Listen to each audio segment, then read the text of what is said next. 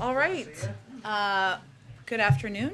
We have our National Security Advisor, Jake Sullivan, joining us for the briefing, who will give a brief opening and then take some questions, and then we'll proceed with a briefing after that. With that, I'll turn it over to Jake. Thanks, Jen, and good to see everybody here today. As you all know, President Biden held a secure video call today with President Putin. The call covered a range of issues, but the main topic was Ukraine. President Biden was direct and straightforward with President Putin, as he always is. He reiterated America's support for Ukraine's sovereignty and territorial integrity. He told President Putin directly that if Russia further invades Ukraine, the United States and our European allies would respond with strong economic measures. We would provide additional defensive materiel to the Ukrainians above and beyond that which we are already providing. And we would fortify our NATO allies on the eastern flank with additional capabilities in response to such an escalation. He also told President Putin there's another option: de-escalation and diplomacy. The United States and our European allies would engage in a discussion that covers larger strategic issues, including our strategic concerns with Russia and Russia's strategic concerns. We managed to do this at the height of the Cold War, and we developed mechanisms to help reduce instability and increase transparency. We've done this in the post-Cold War era through the NATO-Russia Council, the OSCE, and other mechanisms. There's no reason we can't do that going forward, provided that we are operating in a context of de-escalation rather than escalation. The United States, as we have been for some time, is also prepared to support efforts to advance the Minsk Agreement in support of the Normandy format. This could include a ceasefire and confidence-building measures that helps drive the process forward.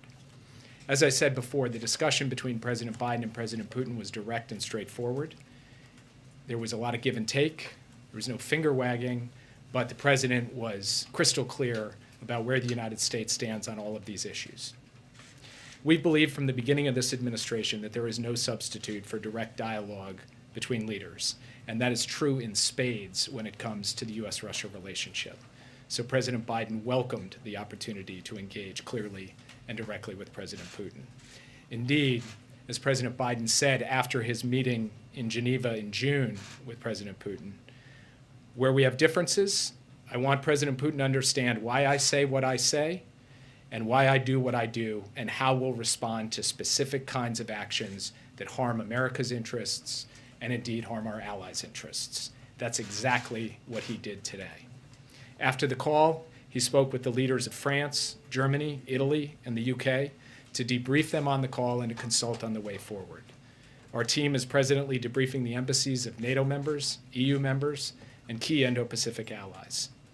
The President will be speaking shortly with the leaders of both houses of Congress and talking to them about ways in which the administration and the Congress can work together on a bipartisan basis to stand up for American interests and values and stand behind our friends and partners.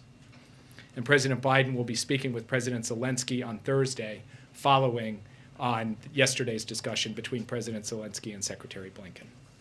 In terms of next steps, the President and President Putin agreed that our teams will follow up on the issues discussed today. The President and his European colleagues agreed that our teams will work together to ensure that our engagement with Russia going forward both involves and is closely coordinated with European allies and partners so that we are all on the same page. There's a lot of work to do in the days ahead. As we pursue diplomatic channels, we will also prepare for all contingencies, just as we have been doing for weeks now, including through the preparation of specific responses to Russian escalation should they be required. Specific, robust, clear responses should they be required. That's where things stand as we speak, and with that, I'd be happy to take your questions. Yes. Thank you, Jake. Could you elaborate on what you just said about fortifying allies on the eastern flank there? Is sending U.S. troops to the region on the table here?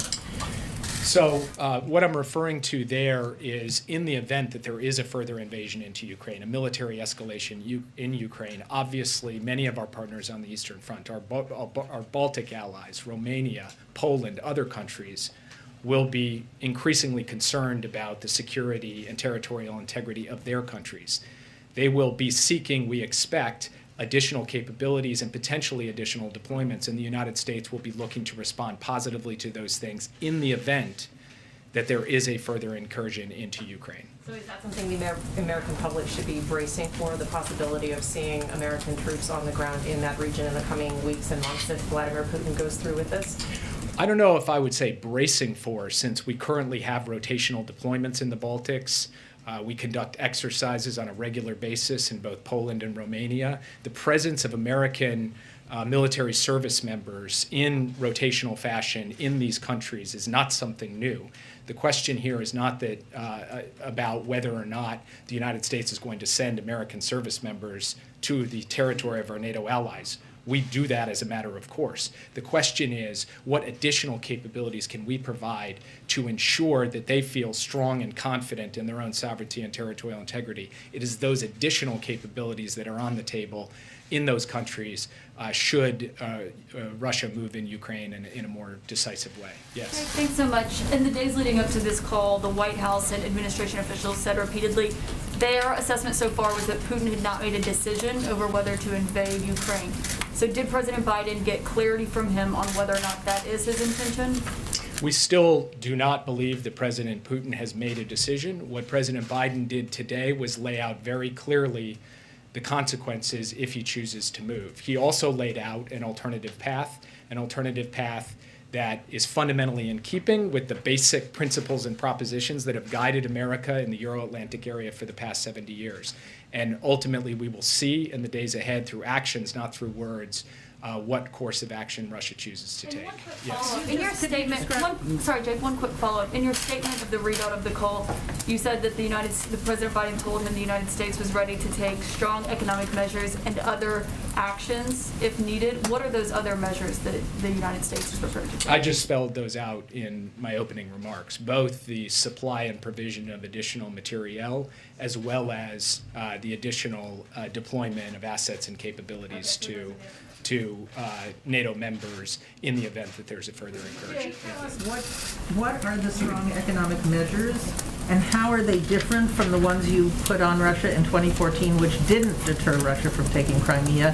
What are they, and why do you think they'll work better this time? I will look you in the eye and tell you, as President Biden looked President Putin in the eye and told him today, that things we did not do in 2014, we are prepared to do now. Now, in terms of the specifics, we would prefer to communicate that directly to the Russians, to not negotiate in public, to not telegraph our punches, but we are laying out for the Russians in some detail the types of measures that we have in mind. We are also coordinating very closely with our European allies on that at a level of deep specificity. We have experts from the Treasury Department, the State Department, and the National Security Council in daily contact with the key capitals and with Brussels to work through that package of measures. But I think it is not profitable for us to lay out the specifics of it standing here at this podium today. Did President Putin ask for President Biden to commit to not allow NATO or Ukraine to join NATO, and did President Biden make any kinds of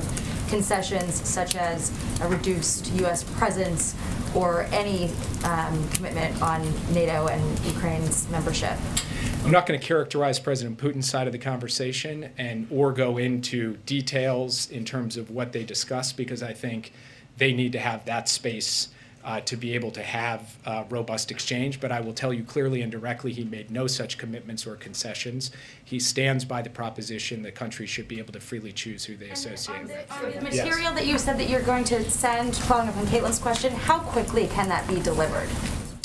We have an ongoing pipeline that delivers various forms of defensive assistance to Ukraine. Indeed, there was the delivery of defensive assistance to Ukraine just very recently, and that will continue.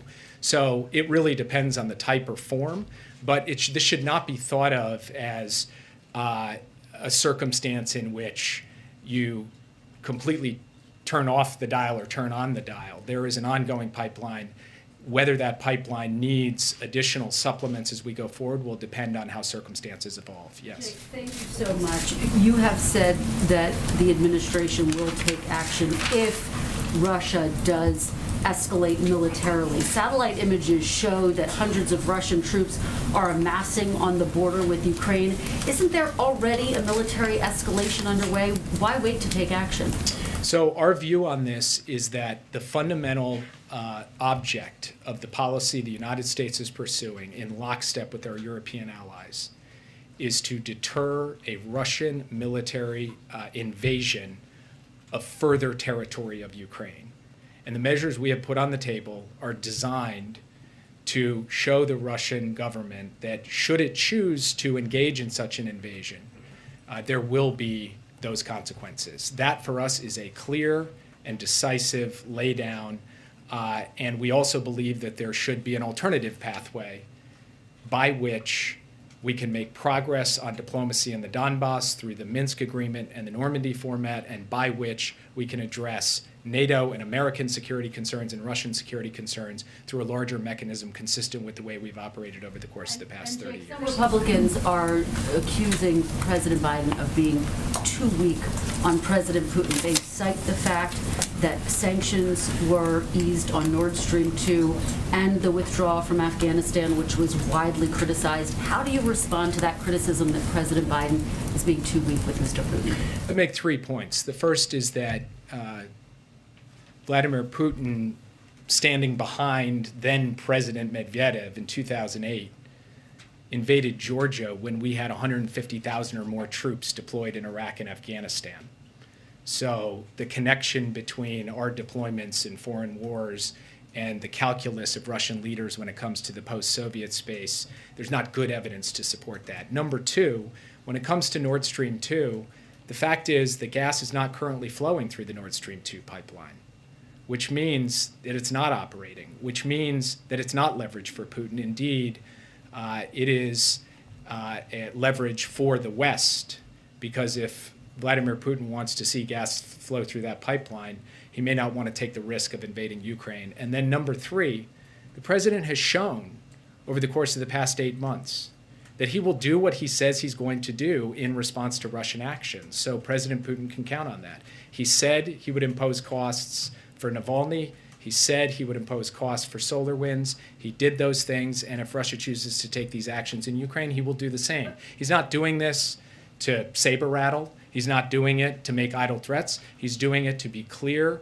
and direct with both the Russians and with our European allies about the best way forward. And we think this stands the best chance alongside a pathway to de-escalate to avert a potential crisis with respect to an invasion of Ukraine. Russia suggested in recent days starting talks on a new European security pact. Did Putin bring this up, and did President Biden agree to start those talks? Again, I'm not going to get into the details or characterize what President Putin said.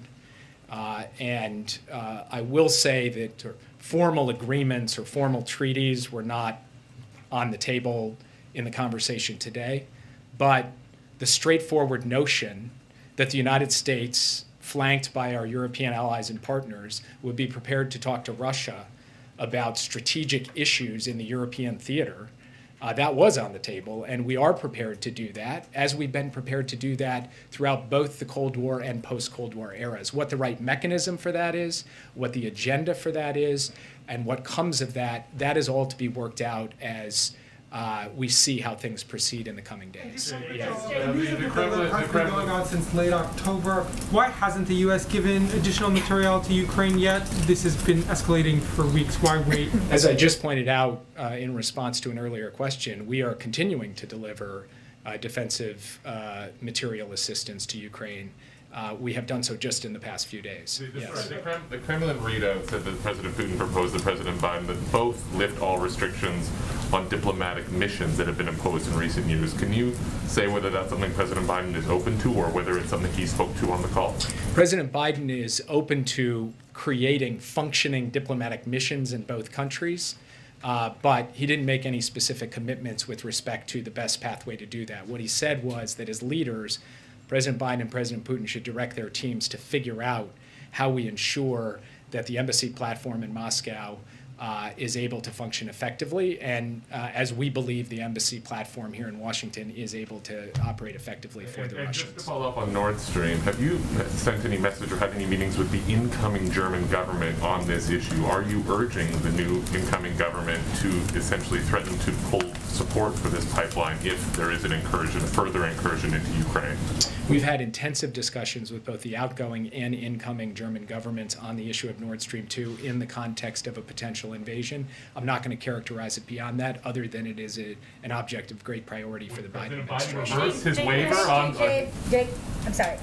So obviously the summit is being watched by a number of other adversaries, including Chinese President Xi Jinping.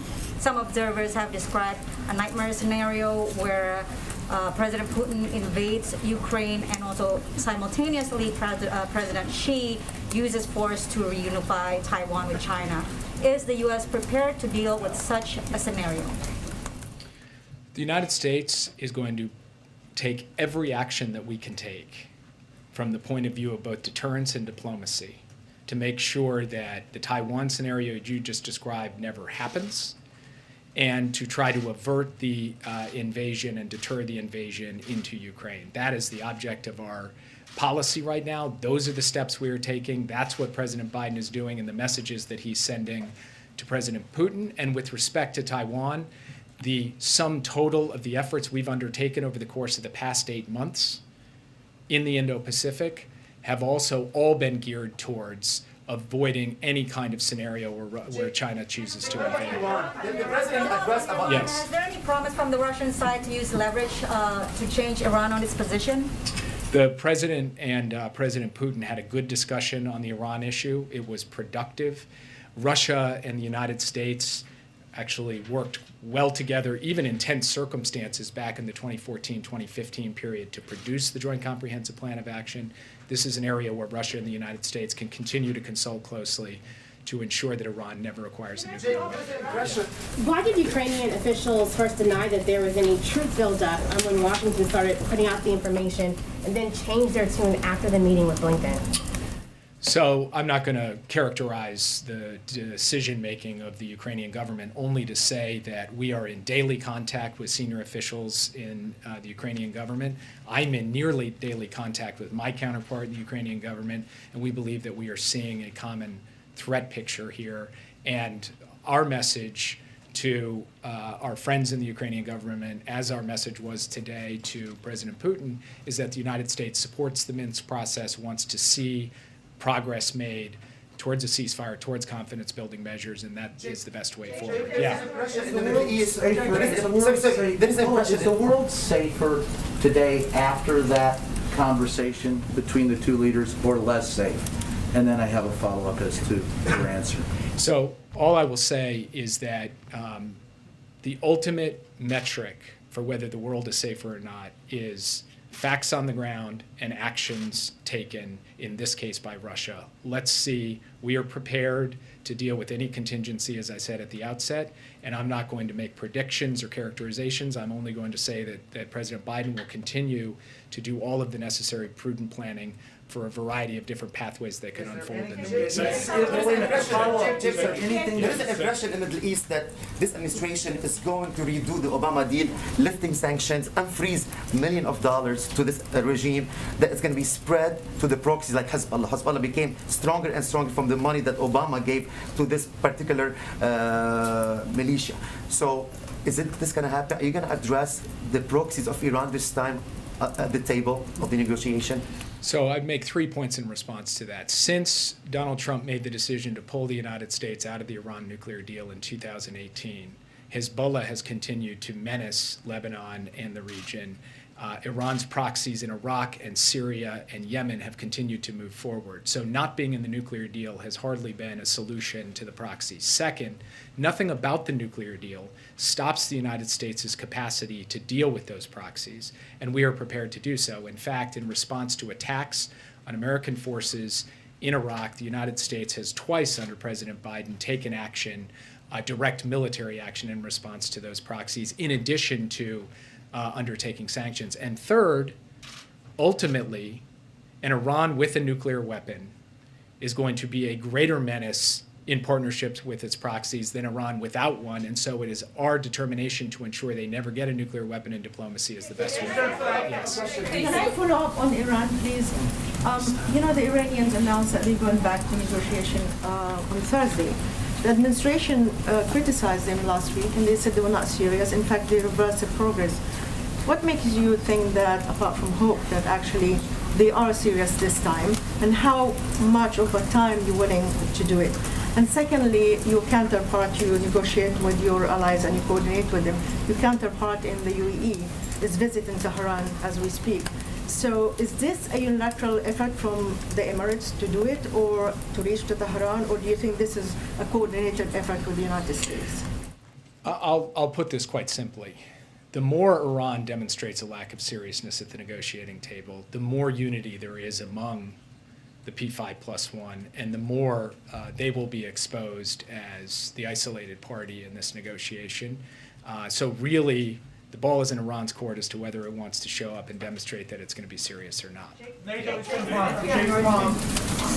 Looking forward to the meeting with, or the conversation with President Zelensky later this week, are there any steps or compromises Ukraine might be able to make to find a way to end this peacefully? So again, as I mentioned before, we're in constant contact with senior levels of the Ukrainian government. Secretary Blinken just spoke with President Zelensky yesterday. I'm not going to characterize the specifics of their proposals, but they have come forward with constructive ideas for how to move the diplomacy forward. We're encouraging that. Those are steps they're taking, and they're asking the United States to support them in trying to get towards a ceasefire and then ultimately get down the track of diplomatic resolution. We believe that that is good and positive, and I believe that President Biden and President Zelensky will discuss that diplomatic pathway when they speak. Can I just ask you about Nord Stream 2? You said Putin should, if he wants to risk the pipeline not being turned on. Have you made clear to allies that you will, in fact, sanction the remaining entities that are involved in that project if there is an invasion? And have you received any assurances from Germany? When Chancellor Merkel was here, there was discussion about what to do if Russia weaponized those gas supplies.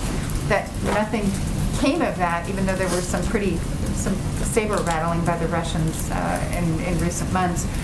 Have you now received assurances from Germany that they will, in fact, not proceed with that? So in response to an earlier question, I said I wasn't going to get into the specific sanctions measures that we intend to impose, although we will be communicating those directly to our Russian counterparts, and we will be working through them detail by detail with our European counterparts. What I will tell you is that the subject of the future of Nord Stream 2 in the context of an invasion of Ukraine by Russia in the coming weeks is a topic of utmost priority. It has been discussed thoroughly. I'm going to leave it at that for today. Mr. Sullivan.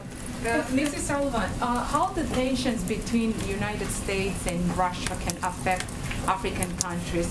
And my second question is, how do you summarize this meeting? It was productive, it was good, or not? It was a useful meeting. It was useful in the sense that it allowed President Biden to lay out in clear and direct and candid terms where the United States stands on this issue, and to do so having coordinated closely with his allies and partners beforehand, and also to talk about a potential way forward. Now, on the question of African partners, this is true the world over. The attempt to change the territories of another country by force should be vigorously opposed by every country in the world, including every country in Africa. I'll just take one more question. What was Putin's demeanor over the course of the 2 hours? Did he signal any willingness to back down? Again, I just make it a practice not to characterize the other side's position. He can speak for himself. I would say that his demeanor, like President Biden's demeanor, was direct and straightforward. And again, as I said in my opening remarks, this was a real discussion. It was give and take. It was not speeches. It was back and forth. And President Putin was deeply engaged, and I'm going to leave it at that in terms of trying to characterize where he is. All I can tell you is there is a tasking coming out of that meeting by the two presidents to their teams to start talking about how we might think about the diplomatic path. The president made clear throughout that diplomacy has to come in the context of de-escalation rather than escalation, and now we will watch what unfolds in the coming days. And I will thank you guys.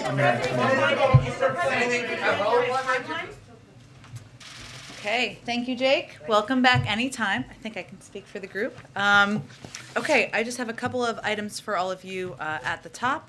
I wanted to just preview tomorrow. The president will be headed to Kansas City, Missouri, where he will continue highlighting how the bipartisan infrastructure law delivers for Missourians by rebuilding roads and bridges, upgrading public transit, replacing water infrastructure, and creating good-paying union jobs. The trip is a part of the president and the administration's nationwide tour that demonstrates how the president is following through on his promise to forge bipartisan consensus and prove our democracy can deliver big wins for the American people. And while he's there, he's going to be engaging with Governor Mike Parson, Kansas City Mayor Quentin Lucas, Representatives Sharice Davids and Emmanuel Cleaver, and a number of other state and local elected officials. He's going to be visiting the Kansas City Area Transportation Authority, and he will discuss how the historic investments in the bipartisan infrastructure law will provide more than $670 million in formula funding for public transportation, making commutes easier so people can get to work and home faster. The investments will also help Kansas City's ambitious zero-fare, zero-emissions plan to reduce pollution and increase opportunity by providing free public transit. He'll also discuss how the investments will help repair some of the 2,190 bridges and over 7,570 miles of highway in poor condition, with Missouri receiving $7 billion for highways and bridges, a nearly 30% increase in federal funding.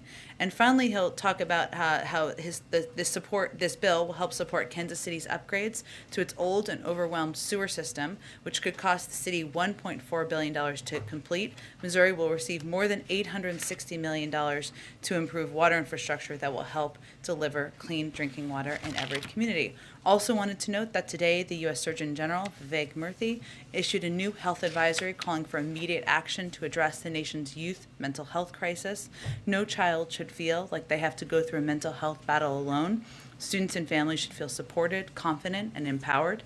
Everyone has a role to play in protecting and promoting the mental health of our youth. This advisory on protecting youth mental health lays out a series of recommendations that individuals, families, community organizations, social media companies, governments, and others can take to improve mental health for children and adults. Also wanted to note that the Vice President she hosted a summit today to mark the first ever White House Maternal Health Day of Action. She issued a nationwide call to action to both the public and private sector to help improve maternal health outcomes in the United States. In conjunction with the summit, the Vice President announced a new Department of Health and Human Services report showing the impact of pregnancy-related Medicaid coverage, and that the Centers for Medicare and Medicaid Services is proposing the establishment of birthing-friendly hospital designation and guidance to states on how to cover Medicaid postpartum services for a year. Amr, why don't you kick us off? Does the White House have any reaction to a federal judge in Georgia's decision to block the administration from enforcing the COVID-19 mandate, vaccine mandate for employees or federal contractors? Well, the reason that we proposed these requirements is that we know they work. And we are confident in our ability legally to make these happen across the country. As you know, the federal government, the largest employer in the country, we have successfully implemented these requirements in a way that has not only boosted vaccinations in the federal government with more than 92% of people vaccinated, but also helps avoid disruptions in operations. And our implementation sends a clear message to businesses, including federal contractors, that similar measures will protect their workforce, protect their customers, and protect our communities. I'd also note that a number of businesses across the country have also implemented these requirements, vaccinating or testing requirements, depending on the organization. And the CEO of Lockheed said last week that they are at over 95% on track to be compliant and are well on their way to be able to maintain operations. So I would just note, of course, the Department of Justice will vigorously defend this in court, but we know it works. That's why the President and the administration will continue pressing forward. And how is the AWS outage affecting the government? And has the White House gained any insider understanding of the cause? We have, of course, seen those reports, Amr, which I know were just out earlier today. I don't have anything new to update you on, but we can check and see later this afternoon if there is. And finally, on the arrest in France of the Khashoggi subject, Just wondering if the White House had any immediate reaction. We did see the report, but I don't have any additional comment from here. Go ahead. I just wanted to ask you about the debt ceiling. It looks like there's some movement on that. Can you tell us whether the president has spoken with McConnell, Senate Majority Leader McConnell, on that issue, and if you feel like you've kind of gotten over that hurdle, does that open the door to other compromises and more bipartisanship?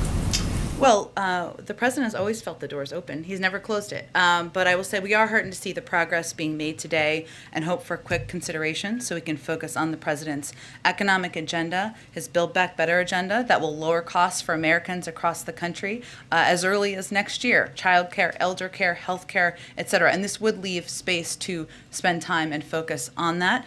We have seen Leader Schumer and Senator McConnell engage in discussions in good faith to move this forward to prevent a default. That certainly is a good sign, and today was a positive development. We'll, of course, defer to Leader Schumer and Speaker Pelosi on the legislative mechanics and the path forward.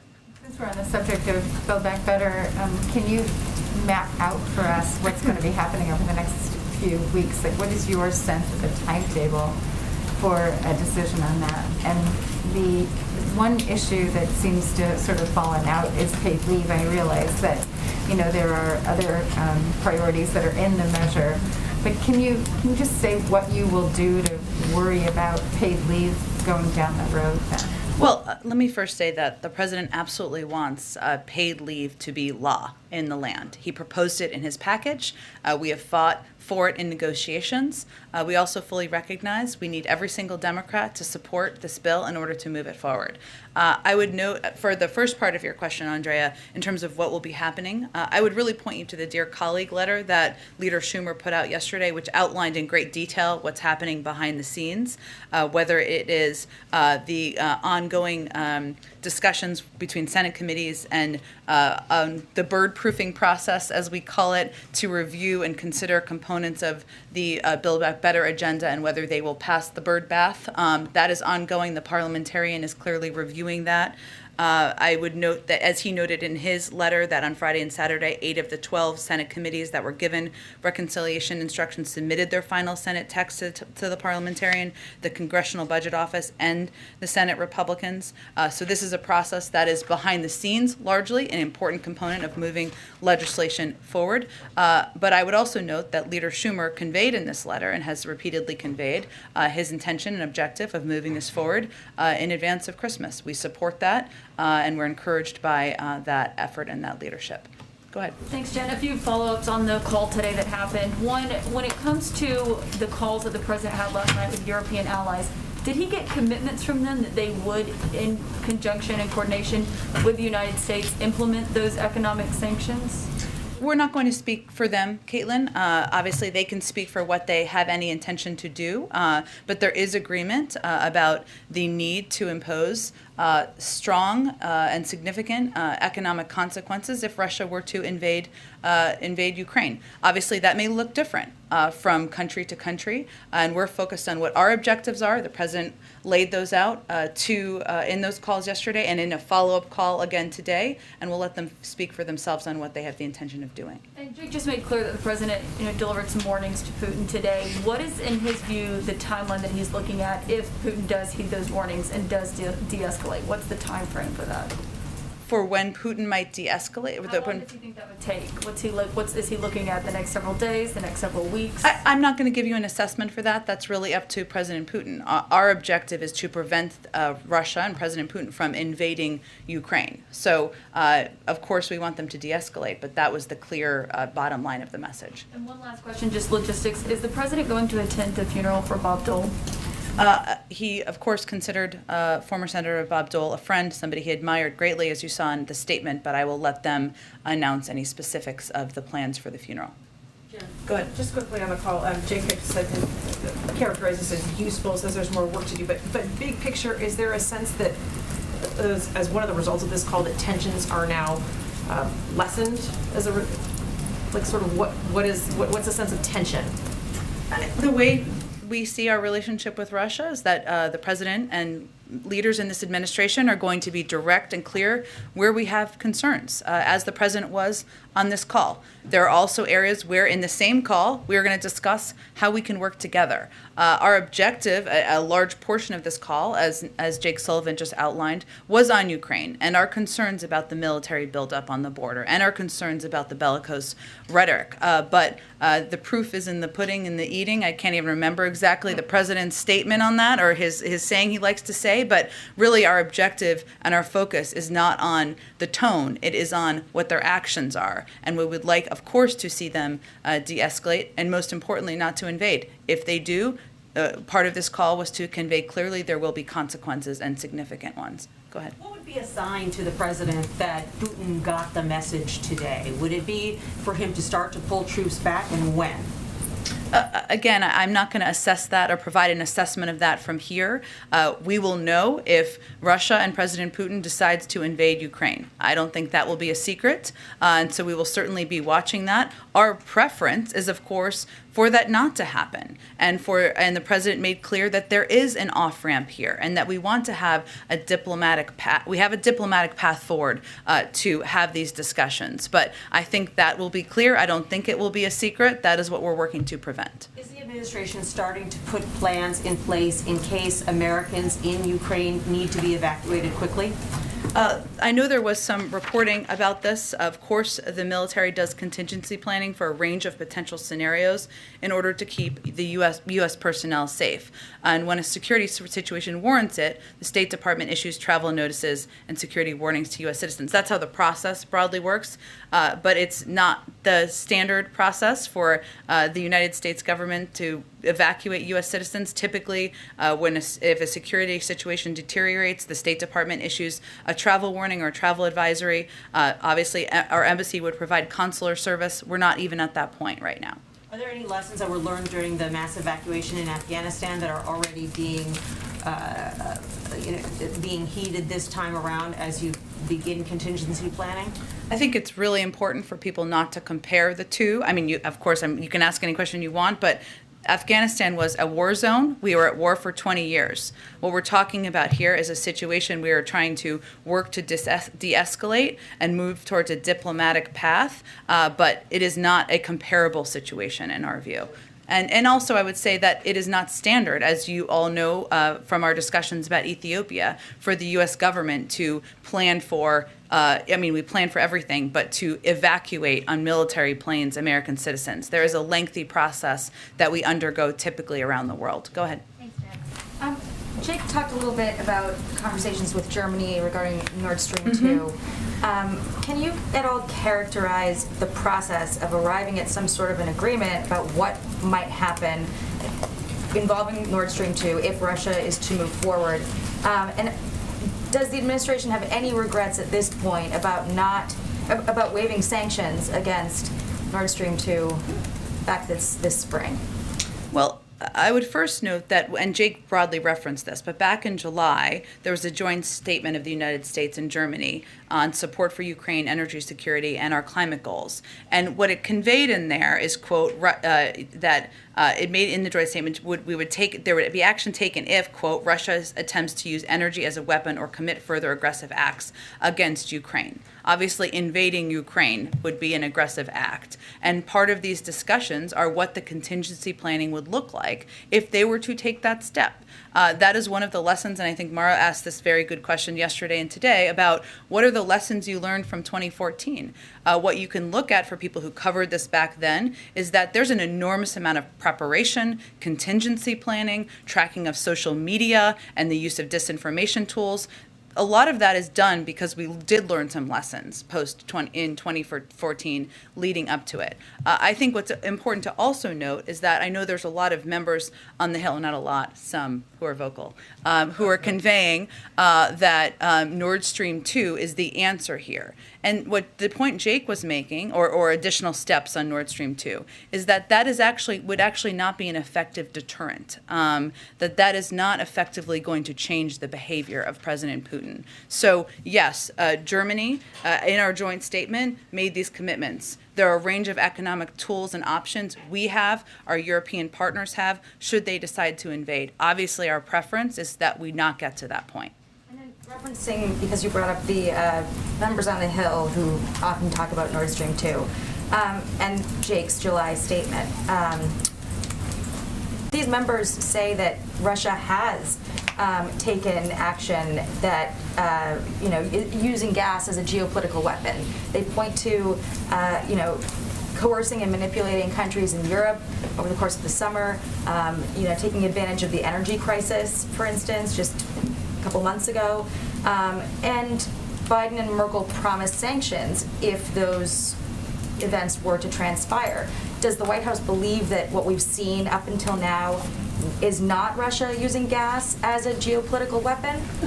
I think what we're talking about here and what we're trying to achieve here is a deterrence of actions that would be detrimental and, of course, hurt the territorial sovereignty and integrity of Ukraine. And what I was referencing is the fact that there are some who are suggesting that this would deter. And our assessment is that it would not. Now, again, we've been having conversations with a range of partners, including our important partners in Germany. And yes, there is a reference, as I referenced in July, to this joint statement. But again, I would really, I don't have anything new on Nord Stream 2 at this point in time. I just think it's important to understand what would be a deterrent and what would not be. On crime, another topic. Chicago Mayor Lori Lightfoot appeared to pass some blame on to retailers for these smash and grabs, saying that she's disappointed that these stores are not putting security officers in place, having working cameras, and chaining up high-end bags. Alexandria Ocasio-Cortez, Congresswoman, said earlier this week also that she doubted allegations of organized retail thefts. She believed it was a Walgreens in California that cited it, but the data didn't back it up. Does the president believe that organized retail theft is really happening, and should it be on the stores themselves to take action to prevent it? Well, we don't agree, and I think our actions and the work that we have had in working with the Justice Department, the FBI, and federal law enforcement show that we take. We have seen some of these extremely disturbing videos showing retail thefts, and both major retailers as well as state and local leaders like Governor Newsom have identified this as a serious concern. We agree. That's the reason why we have sent additional support from the FBI, providing additional assistance. It's one of the reasons why we have also been, the president and members of our administration have been longtime advocates for supporting and funding the COPS program, something where the president proposed almost $300 million in additional assistance through his budget from what it was last year, and why we have also provided money to get provided financial assistance to get money to hire 50 more police officers through the COPS program that the president has championed in places like San Francisco, and an additional 20 officers in Los Angeles. So I think his record speaks for itself on this. We are going to continue to advocate for supporting programs like the COPS program, ensuring that our law enforcement are good partners as we're working to address these retail thefts across the country. Go ahead, Kristen. Jen, thank you. I have a foreign policy and a domestic. I'll start with the foreign policy. It's a big picture question. Okay. The withdrawal from Afghanistan over the summer was widely criticized. There are increasing tensions with China and Taiwan, and now you have Russian troops amassing on the border with Ukraine. Candidate Biden campaigned on a pledge to restore America's credibility on the world stage on his foreign policy experience. Is he living up to that pledge? Well, Kristen, he also campaigned on a promise to bring an end to a 20-year war that should have ended 10 years ago, and to bring our troops home and not to send another son, grandson, granddaughter, or daughter into a war that the Afghans aren't willing to fight themselves. He also pledged to stand up for democracy and pledged to stand up for countries like Ukraine and their territorial integrity. And that's something that he is standing up for and vocally doing now, and raising concerns he has about the bellicose rhetoric and the military buildup. And he also pledged to stand up for human rights. And you saw this decision we made yesterday, yesterday, but the announcement, I should say, made yesterday about the decision to not send a diplomatic presence to the Olympics because he believes it needs to be more than words, it needs to be actions, and I think he is certainly delivering on his values and how he proposed he would be leading in the world. Domestic question, Jen.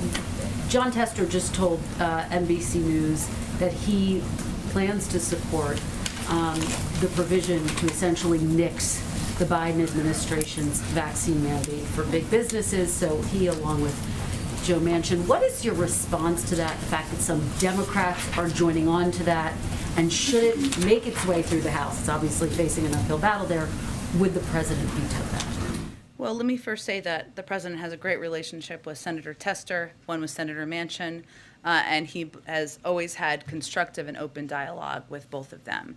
I think it's important to remind everyone what this OSHA rule is all about. One, it's based on a 50-year-old law, and we are confident in our ability to implement it. It's about not just requiring vaccination, but unvaccinated people to get vaccinated, but the alternative of testing, so testing once a week. And I think our view, and the view of many Americans, is that if people aren't vaccinated, having them test once a week is quite reasonable. As we're thinking about how to protect our workplaces, how to protect stores and retail locations as people are out shopping for Christmas and the holidays, how to protect our children in schools and public places. And we also know that more than 100 leading public health experts have endorsed this rule. It's also building on what we've already seen businesses do on their own. 60% of businesses across the country are implementing these requirements because they know they work, they know people will feel confident being in their workplaces, and they know that they will provide a more stable work environment. So we certainly hope the Senate, Congress will stand up to the anti-vaccine and testing crowd, and we're going to continue to work to implement these. If it comes to the president's desk, he will veto it. And we've got a new variant and cases are rising. President's been clear. We'll use every tool to protect the American people, and we hope others will join us in that effort. Go ahead. Given the states with regard to Ukraine, are there any plans here for the president to address the American people on the issue? The president does speak to the American people nearly every day, but we will certainly keep you updated if there's something more formal to announce. Specifically on Ukraine, I mean, you're talking about the possibility of serious consequences, I mean, economic and otherwise. Is this something the president intends to talk to the public about? I understand, Steve. I'm sure the president will certainly be communicating with all of you and the public about this and many other issues in the days to come. I don't have anything to preview for you at this point in time. Follow-up. Late last week, you told us the president took a COVID test for at least 3 days. Have those tests continued? He did take another test on Sunday. He tested negative. Just go ahead, Alex. What is the reason for the call with President Zelensky happening on Thursday as opposed to, say, today or tomorrow? Well, the president also had a call with his European partners today. He is traveling tomorrow, so I think it was just a matter of getting it on the schedule. What's his message going to be that we don't already know or is not already public? I mean, what's his message to him going to be? The president will convey, as we've conveyed publicly and as he's conveyed publicly, that he strongly supports the sovereignty and the territorial integrity of Ukraine, that we will continue to be a strong supporter through a range of assistance. We have provided, I believe, $400 million in assistance since the beginning of this year, $60 million as a follow-up to President Zelensky's visit here earlier this fall, and that we will continue to be close partners and work in close coordination with them in the weeks and months ahead. A number of Democratic senators are expressing some frustration over Guantanamo Bay, the detention center there, the prison, and why it's not, more progress isn't made in shutting it down, something the president has said he wants to do. How come it's taking so long, and what commitment does he have to seeing that come to fruition? He absolutely remains committed to shutting down Guantanamo Bay, something he has stated many times in the past as vice president, running for office, et cetera. I'm sure I can get you an update from the Department of Defense on the number of detainees who are still there. That's something that is under constant review, but we can get that to you after the briefing as well. Go ahead. Let me just ask, the readout referred to these countermeasures coming in the event of, quote, military escalation. How do you define military escalation? Is it Russian troops setting foot further into Ukraine, or what other things count? What would the tell me Tell me more. Has a history of, sowing, discontent or unrest in regions, supporting indirectly or, deniability, separatist movements. And we've already seen this. We've already seen this happening, right? Over the course and It's been in the Donbass, right? And he could, for instance, maybe follow up with troops into the Donbass in a way that he hasn't before, or similar sort of first step measures that aren't a full military incursion. Would the U.S. and its allies consider that a violation and start triggering some of these countermeasures, counterpunches that you're threatening here? I certainly understand why you're asking. I'm just not going to parse the different scenarios. I think we have been clear. Jake Sullivan was clear. The president was clear with President Putin that if they invade Ukraine, we have a range of economic options to take, and they will be significant and they will be severe. But I'm not going to parse what every different element might look like. Those are conversations we would continue to have with our European partners, with Congress, and beyond that, I'm not going to parse further from here. I think Jake Sullivan spoke to this pretty clearly just a few minutes ago. Give us an update on the remaining Fed nominees. He's got a few left to make. He does. We hope to have those soon, and we continue to hope to have those out to you this month, yes. Yeah, absolutely. Go ahead. Thank you. Following up on the announcement of not sending an American delegation to Beijing for the Winter Games, you were just saying this is an example of action that the president would take. Would the president support the IOC moving the games from Beijing altogether? I have not heard that's an option under consideration. I can just speak to what the decisions are we're making here from the U.S. government, which we spoke to yesterday. You still believe, though, that the Olympic Games should be played in Beijing? I'm not aware of a consideration of them being moved. And also, is the president right now engaging with Democrats in Congress on the current debate over lifting state and local tax cap for those who make over $400,000? The SALT deduction? That is something, as you know, there is some support for in Congress. It's not something the president proposed, but it is something that certainly is part of the discussion. As some of these members who support it, they've raised, which won't surprise you, they've also raised it publicly with members of our team. So it is part of the discussions and the negotiations that are ongoing at a senior staff level. Does the president oppose it? SALT? He didn't propose it initially, but we are working to get this bill done. But does he oppose it? Again, he didn't propose it initially. We're working to get this bill done and across the finish line, but it was not his proposal. Our objective continues to be to lower costs for the American people across the country on child care, on elder care, on health care. This bill will do exactly that. Create a universal health care system, a universal pre-K system that has never existed in the past. There are components that there is support for that are still a part of the discussions, but I think you can note the president didn't propose that initially. Go ahead. Yeah, thanks, Jen. Yesterday you seemed to dismiss the idea of sending COVID-19 tests to all Americans, but other countries have taken similar aggressive steps to make testing free available to all citizens. Singapore, for example, sent 6 test kits to all citizens in September. In the UK, any citizen can order a pack of several testing kits all at once. Is the White House's position on this simply a cost analysis, or are there other reasons why the administration doesn't think that sending tests, COVID-19 tests, to all Americans is a good strategy? Well, let me give you an overarching, comprehensive understanding of how we're approaching this to give you a sense, and I appreciate the question. So our objective is to continue to scale up our testing program to meet demand and ensure that people who want tests are getting tests. And there are a range of ways people want tests. Some people want to do it in their homes, certainly, and we've seen an increase in demand for that in recent months, and we've quadrupled our capacity in that regard. So we'll keep building. Some people want to go to their primary care physician. Some people want to go to a community health center or rural health center. Some people want to have their kids tested at school, an option that many public schools have made available, or in private schools, I guess, as well have made available. So what our focus is on is ensuring that everyone in America has access to free testing, whether at a doctor's office, pharmacy, community testing site, or now at home. And there's a couple steps we've taken from the beginning. We haven't always, there's obviously a lot of interest in testing now for good reason.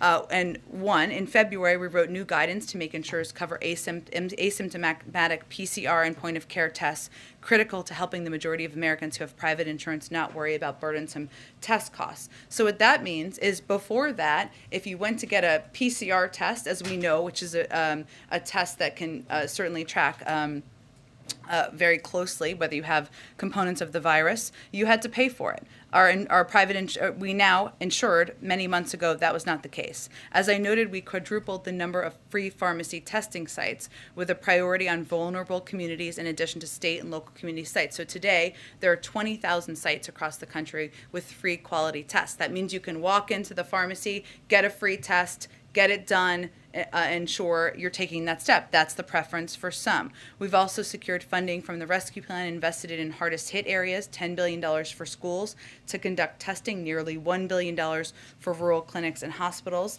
And toward the summer, we also planned for the school year, ensuring school districts had the resources to set up a testing program to ensure kids stayed in school. We also doubled down our work to get testing to congregate settings that were more vulnerable and where demand was higher.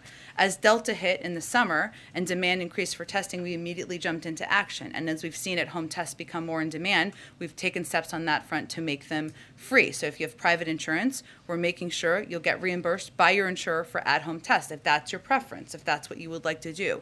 And we made sure that the tests you get from your healthcare provider, like PCR tests, are covered with no copays. I also would note that we also announced last week we're sending 50 million free tests starting this month to convenient locations like health centers and community sites. So overarching, our objective here is to make them accessible, to make sure that people who want to get tested can get tested in any means they choose to do, and to make sure they're free for everyone in America. And I understand all those efforts, but wouldn't it be a good idea to just send them to all American homes? It seems like that would make it more readily available to just, have it sitting, knowing that one is just sitting in your kitchen somewhere. Why isn't that a way that would be an effective strategy? Well, our assessment is that the best way to make these tests readily available and accessible to people is to make them available, meet people where they are, and make them available at places where people go: community health centers, rural health centers, pharmacies, doctors' offices, schools, and also have a component where people can have tests for free at their home.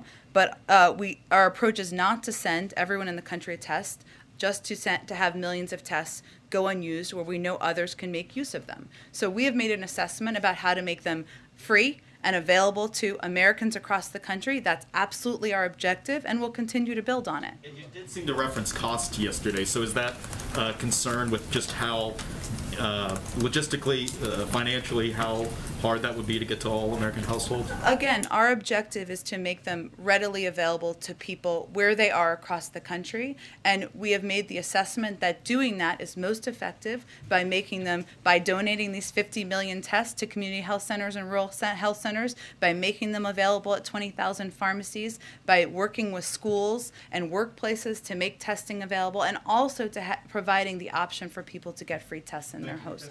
Go ahead. Two polar opposite questions, one on Ukraine and one... I like the setup today that everybody's doing. Polar opposites, different topics. Go ahead. Well, they are really. Ukraine and the messaging and the results on the vaccines, not just being fully vaccinated, but now the boosters as the vaccines are winning. On Ukraine, Jake talked about clarity. He talked about de-escalating. He talked about being direct. The president was. But is there any room, as the effort is to de-escalate, is there any more room for the president to maybe have another conversation, another direct conversation with Putin on this in efforts, as we seem like we're at the 11th hour? Sure. I mean, in April, I will say that the president certainly values leader-to-leader diplomacy, as you've seen evidence of over the course of the last several weeks. What they agreed to at the end of the call, that there would be close coordination and discussion at the level of senior national security staff. That's the next natural step here. It's really up to President Putin to determine what the path forward will look like. So I don't have any calls to predict or preview at this point in time. But it's not a hypothetical to say leader to leader. Putin is someone this country has had some issues with over the years, and it's not about trust, it's about watching what he does. So the question once again is there an opening, a possibility, if there needs to be a conversation, would the president be amenable to talking once again to Putin? Well, the president just ended a call with him just a couple of hours ago, so I think we're going to see how this goes here with conversations and important follow-up, but I don't think the president has ever hesitated to have leader-to-leader conversations if that is going to be effective and helpful in resolving any circumstance. Last piece on the booster with the messaging. What is the next piece?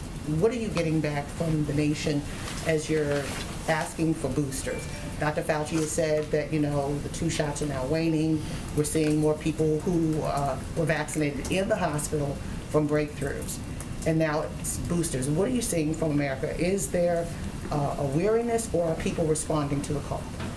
We've seen people responding to the call, April. I mean, our boosters program is off to a very strong start in our assessment. 47 million people have already received a booster. About 1 million people are getting boosted every single day, more than ever before. So this is in strong demand, which is good news, because as you noted, it will help protect people further. It will help give another layer of additional protection.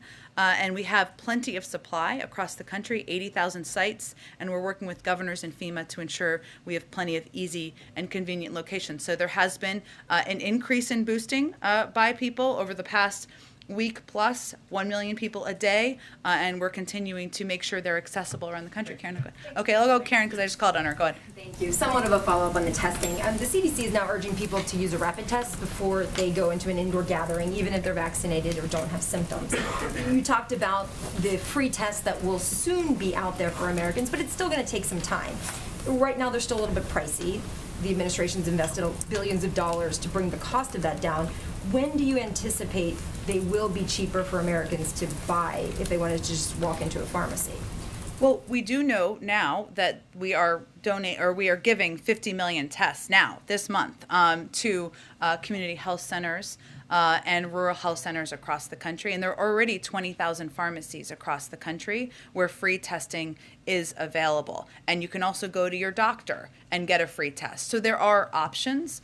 We are working to implement some of these specifics by mid-January in terms of how people can get reimbursed for tests. I think if what you're asking about, we're doing that as rapidly as we can as people are looking to get home tests. They're about $7 a test, and certainly will continue. Our objective here, our larger objective, is also to create a market so that that cost continues going down, that there are more tests on the market, and the costs continue to decrease over time. And why didn't we see the CDC make this recommendation before the Thanksgiving holiday, that people should start doing this, before people were gathering indoors with family and friends, that they should consider doing these rapid tests? Well, again, I would really point you to the CDC because they look at a range of data and science as they make assessments or make additional recommendations, and I would encourage you to ask them that exact question. Thank you so much, everyone. Thank you, Jen.